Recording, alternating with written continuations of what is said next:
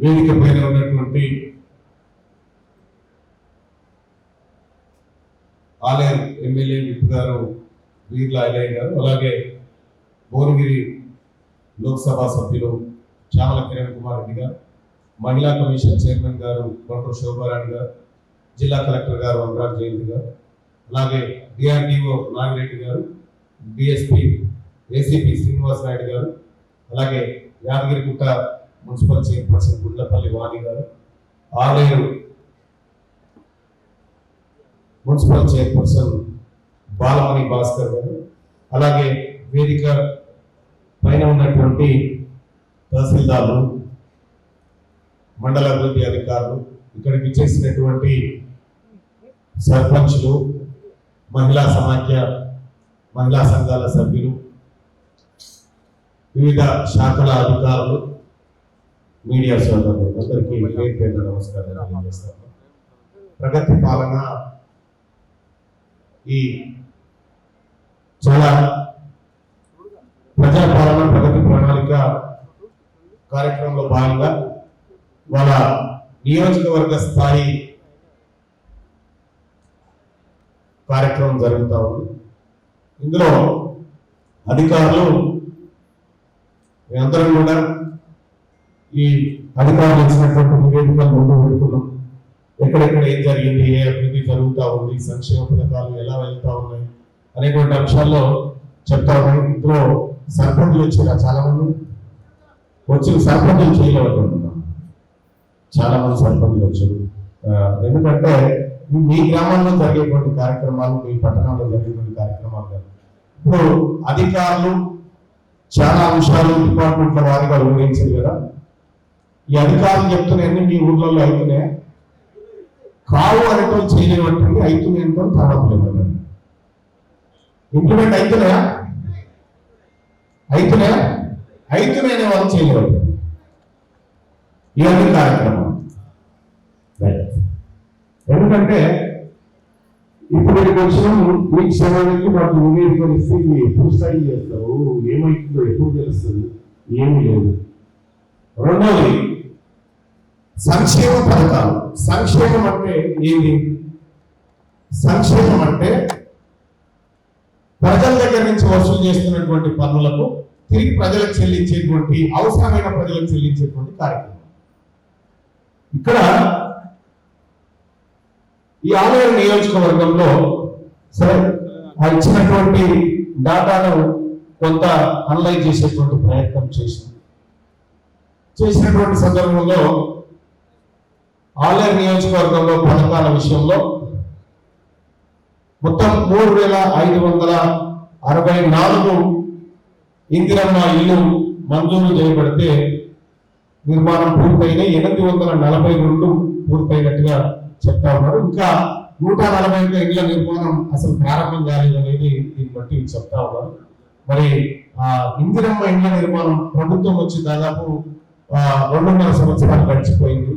మరి 2.5 సంవత్సరాల్లో మనం కేవలం 1000 ఇళ్లను కూడా దాటకపోతే రేపు ఇంకో 2.5 సంవత్సరాల్లో మరి లక్ష్యాలు ఎట్లా పూర్తయితే అధికారులు ఒకసారి ఆలోచన చేసుకోవాల్సినటువంటి అవసరం. ఇక వరి ధాన్యం విషయంలో కూడా ఇంకా 36,911.60 క్వింటాల ధాన్యం ఇంకా కళ్ళాల నుండి ఇంకా అది మిల్లులకు చేరినటువంటి పరిస్థితి లేదు. మహిళా సంఘాలకు సంబంధించి మొండి బకాయిలు ఏదో గొప్పగా చెప్పిన మనోళ్ళు, కానీ ఈ ఆలేరు నియోజకవర్గంలో 2014 మహిళా సంఘాలకు ఇప్పటి వరకు ₹1 రుణం ఇవ్వలేదు.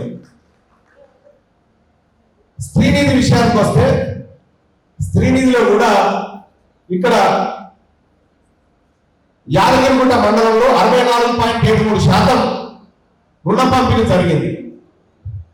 మూడకొండూరులో 73.3%, దుర్గపల్లి మండలంలో 29.74% మాత్రమే లక్ష్యం నెరవేరింది. మరి దీన్ని బట్టి సంక్షేమ పథకాలు ఏ విధంగా ముందుకు పోతున్నాయో మనం అర్థం చేసుకోవచ్చు.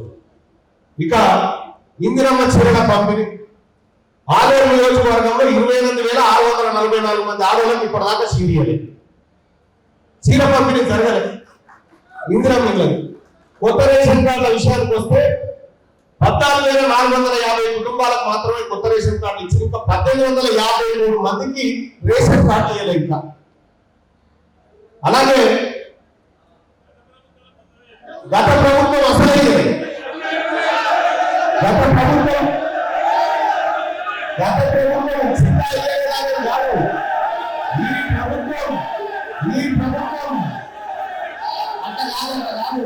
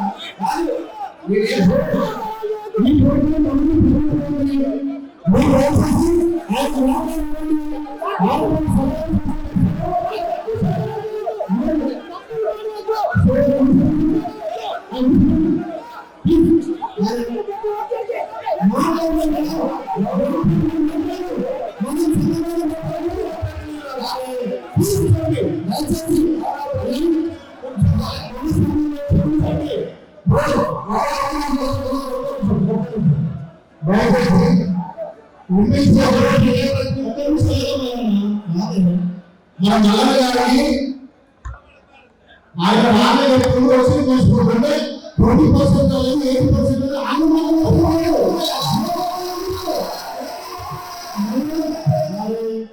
నల్లలకు మీరు చేయబట్టాలి. ప్రభుత్వాలు 100 మందికి 70 మంది చేసుకుంటే 20 మంది చేయబట్టారు. మీరు దయచేసి బడికి 20 మంది మా ముట్టుగా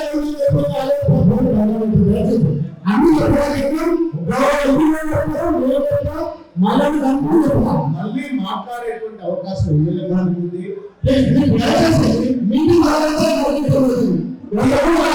దీని వల్ల ఏమైతుందంటే మనము లేవడం వల్ల అరవడం వల్ల లెక్కలు మారుకోవు.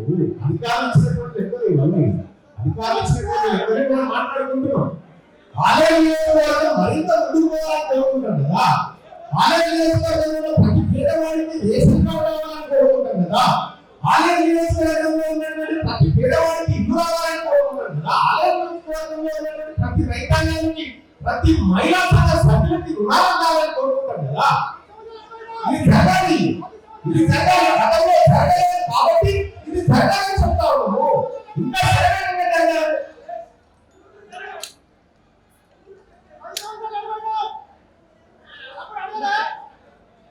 కొద్దిగా దానివల్ల ఏం కాదు. మనకు మన నియోజకవర్గాన్ని ఎట్లా డెవలప్ చేసుకోవాలనేటువంటి చర్చ జరగాలి కదా. కాబట్టి నేను గౌరవ ప్రజాప్రతినిధులను తెలియజేస్తా ఉన్నా, ఇది మా ఇంటి కార్యక్రమంలో ఐవేగారింటి కార్యక్రమం కాదు, మనందరిది. ప్రభుత్వం 90 రోజుల పాటు బృహత్తరమైన కార్యక్రమాలు తీసుకొని ముందుకు పోతున్నటువంటి సందర్భంలో దీంట్లో సాధక బాధకాలు చర్చించుకోవడానికి లేదు. ఈ జిల్లాలో పెట్టింది కాదు, సాధక బాధకాలు చర్చించుకోవాలి. ఈ ఆలయ నియోజకవర్గంలో ఉన్నటువంటి ప్రభుత్వ పాఠశాలలో విద్యార్థుల సంఖ్య పెరుగుతుందా తగ్గుతుందా, ఎలాంటి చర్యలు తీసుకోవాలి, ఈ గ్రామీణ ప్రాంతంలో శానిటైజేషన్ పరిస్థితి ఇది కదా చర్చ. దీని గురించి మాట్లాడుకోవాలి. దానికి అంత జిల్లాలో మరి ఎవరు మాట్లాడాలి? గ్రామాల గురించి, ఈ పట్టణాల గురించి ఎవరు చర్చించుకోవాలి? మీరు గెలిచినటువంటి ప్రజాప్రతినిధులు అందరూ ఇక్కడ ఉన్నారు, గెలిచినటువంటి ప్రజాప్రతినిధులు అందరూ ఇక్కడ ఉన్నారు. మనందరి బాధ్యత మన పబ్లిక్ సర్వీస్ ని, మన ప్రజల కోసం పనిచేయాల్సినటువంటి జీతాల వరకు ప్రజల సమాధానం పెట్టుకోవాలి.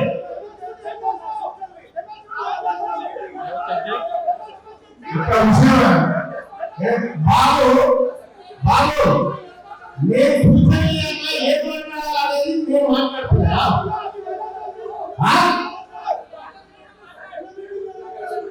ఇది టీఆర్ఎస్ పార్టీ కార్యక్రమం, కాంగ్రెస్ పార్టీ కార్యక్రమం కాదా? కనీసం ప్రభుత్వ కార్యక్రమం, ఇది ప్రభుత్వ కార్యక్రమం.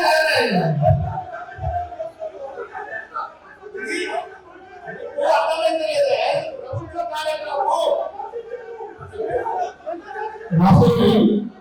రాష్ట్రం దయచేసి కూర్చొని మీటింగ్ రాసేయండి. ఆయన మాట్లాడితే మనం దాన్ని వివరణ ఇద్దాము.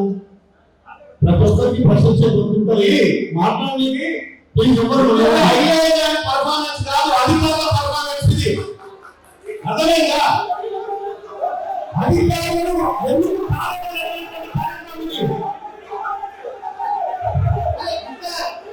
ఇది కరెక్ట్ కాదు, ఇది కరెక్ట్ కాదు.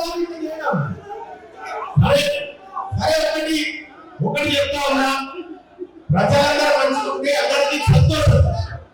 ప్రజలు ఇబ్బంది పడకూడదు, ఎక్కడ కూడా ప్రజలు ఎక్కడ కూడా ఇబ్బంది పడకూడదు. మీరు అట్లా దాని గురించి మాట్లాడుతుంటే నేను ఎగిరి కాకొచ్చున్నా. అయితే తెలంగాణ రాష్ట్రంలో ఇంకా అది పద్ధతి కాదు సార్. ఈడ వచ్చింది నేను జిందాబాద్ పెట్టడానికి రాలేదు. అర్థమైందా? నేను జిందాబాద్ పెట్టడానికి రాలేదు. ప్రజల కష్ట సుఖాలు జరుగుతున్నటువంటి అన్ని అంశాల పైన సుదీర్ఘంగా చర్చించడానికి వచ్చినాను.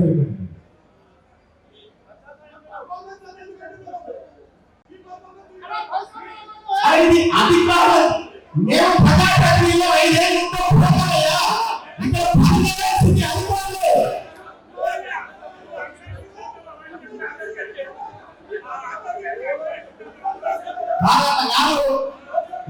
దయచేసి మీరు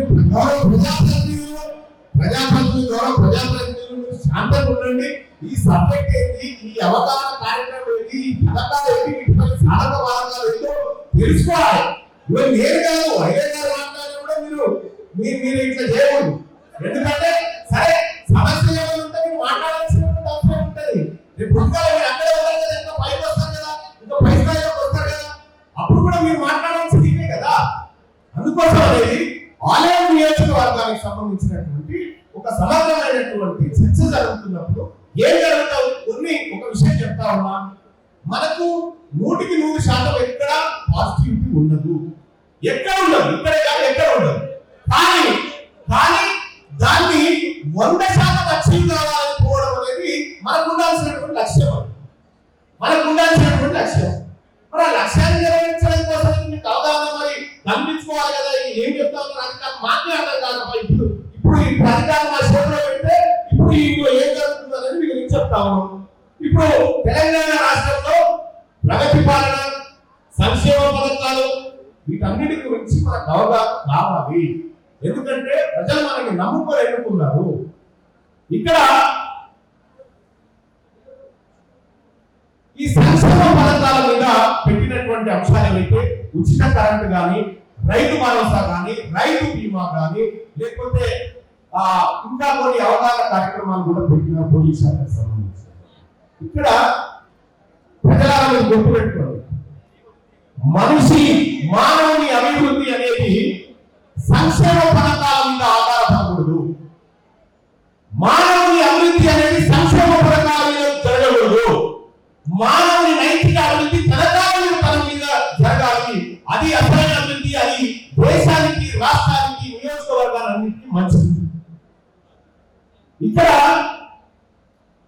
గతంలో ఉన్నటువంటి వాళ్ళు కానీ ఇప్పుడు కానీ ఎప్పుడు కానీ నేను ఇందులో మాట్లాడినప్పటికీ కూడా ఉచిత కరెంట్, ఉచిత గ్యాస్, ఉచిత ప్రయాణం,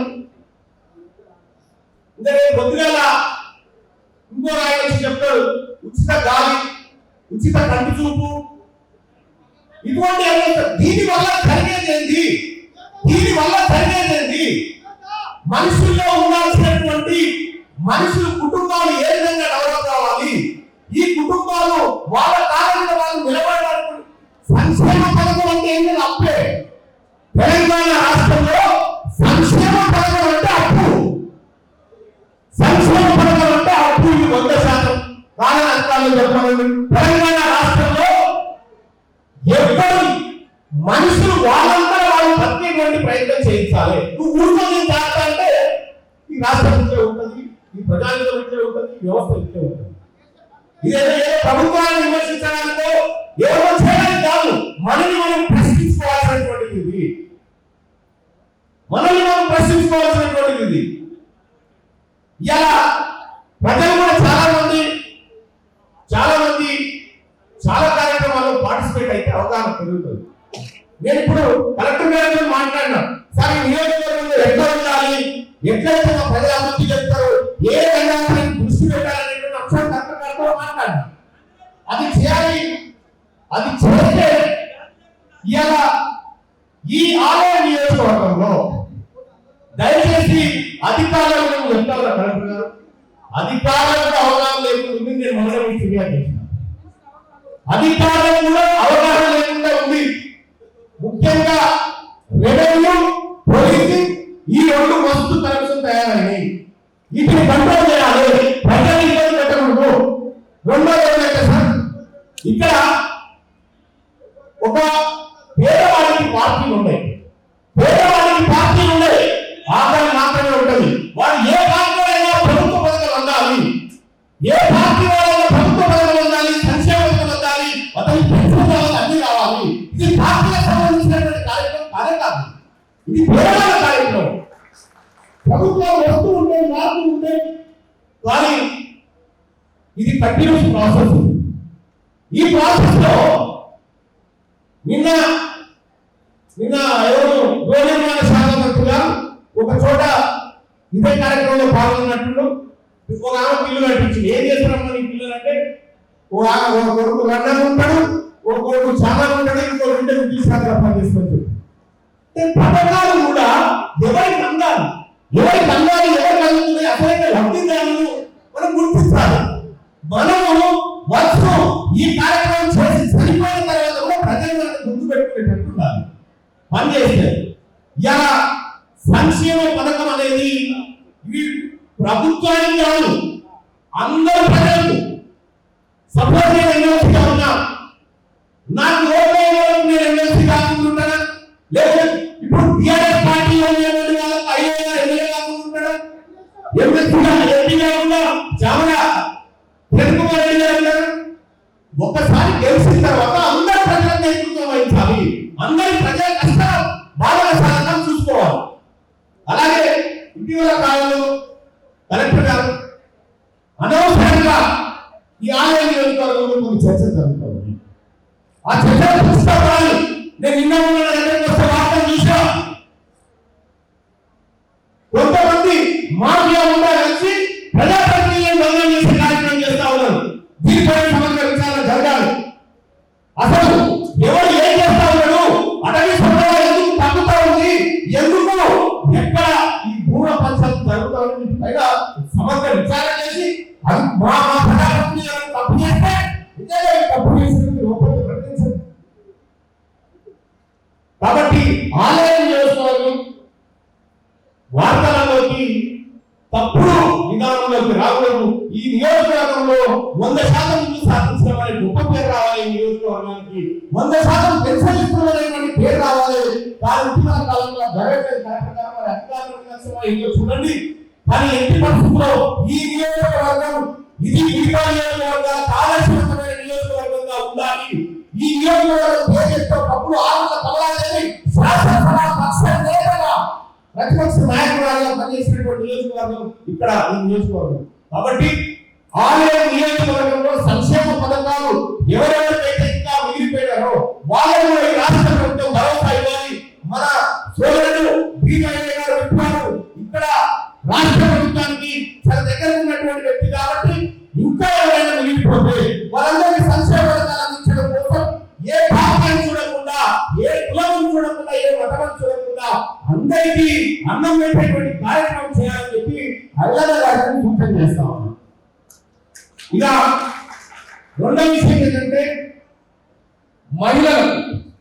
మహిళలకు సంబంధించినటువంటి అంశంతో 33% రిజర్వేషన్ దక్కాలనేటువంటిది ఇటీవల జరిగినటువంటి పార్లమెంట్ లో మీరు అందరూ చూసి భారతీయ జనతా పార్టీ దుర్మార్గంగా వాళ్ళు మీ బిల్లు వాళ్ళే అనుకొని ఇలా దేశాంతా చూస్తున్నటువంటి కార్యక్రమం చేసింది. నేను చెప్తా మహిళలు ఇంకా చైతన్యవంతం కావాలి. ఆలయ నియోజకవర్గంలో గవర్నమెంట్ స్కూళ్ళలో విద్యార్థుల సంఖ్య పెరగాలి. స్వయం సహాయక బృందాలు ఏవైతే ఉన్నాయో వాటి పర్యవేక్షణ జరగాలి గ్రామాల పైన. అప్పుడు మాత్రమే మహిళలు ముందు వరుసలోకి వచ్చినప్పుడే ఈ రాష్ట్రం కానీ దేశం కానీ బాగుపడుతుంది అనేటువంటి విషయాన్ని తెలియజేస్తా ఉన్నారు. ఇప్పుడు ఆలయ నియోజకవర్గంలో మా సోదరులు గతంలో ఏం లేదు వాళ్ళు చెప్పి కూడా కరెక్టే కాదు.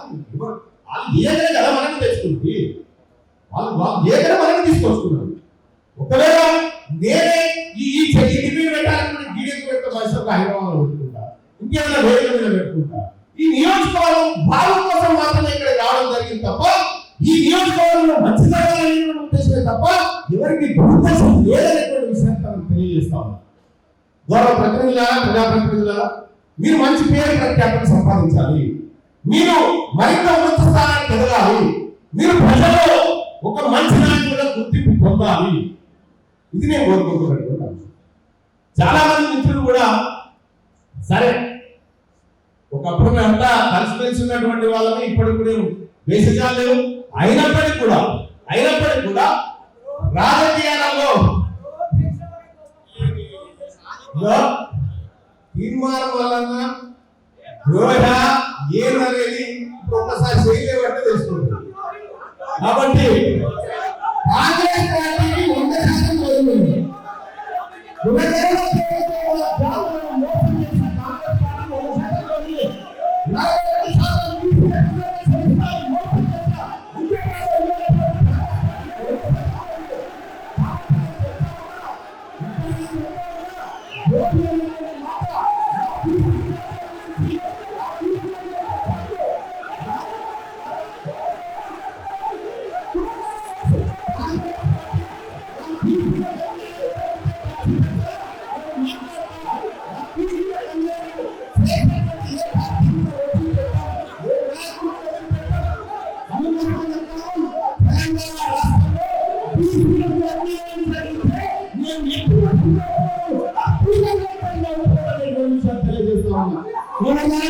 మా కడుపు వస్తుంది తెలంగాణ రాష్ట్రంలో ఏ ఖాళీలో కాబట్టి చెప్తా ఉన్నా ఒకటే చెప్తా ఉన్నా తెలంగాణ రాష్ట్రంలో బీసీలకు న్యాయం జరగాలి, బీసీలకు మరింత రిజర్వేషన్ దక్కాలి, బీసీల బిడ్డల్ని పట్టాలా రావాలనేటువంటి విషయాన్ని తెలియజేస్తూ నాకు కాంగ్రెస్ పార్టీ బీజేపీ టీఆర్ఎస్ నాకు ఏమీ కాదు.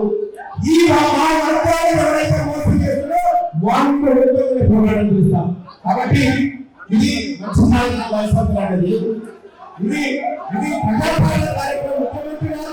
ముఖ్యమంత్రి గారు తీసుకువెళ్ళినటువంటి కార్యక్రమం, ఆయన సందేశం, ఆయన కార్యక్రమాలను ఎందుకు మమ్మల్ని తాకుతాయని చేస్తాం. ఈ కార్యక్రమం గురించి మాట్లాడుకుంటే మంచి సహాయాన్ని కోరుకుంటామని